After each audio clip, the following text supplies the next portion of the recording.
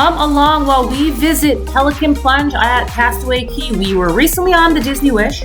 Now, this is located at the family beach zone area. You have to swim out to access this. This is 2,400 square feet of floating fun. There's a dump bucket, there's like little water squirters, and 2 slides.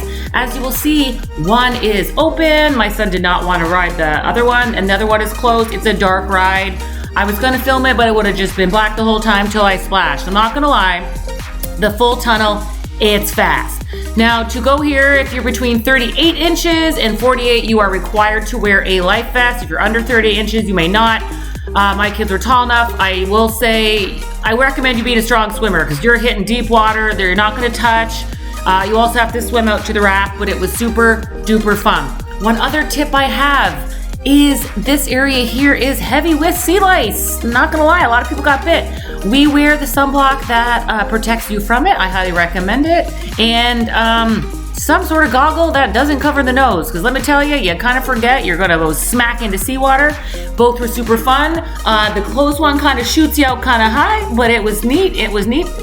We loved it. It is included with your stay here at Castaway Cay. And as you can see, there's plenty of fish around, really clear water. We loved it. There's a lifeguard on duty.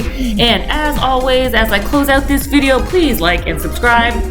Just trying to share my love of Disney. Hope you have a good day. And also, have you ridden this? Have you gone to Pelican Plunge? Or do you try to skip it? Love to hear it in the comments.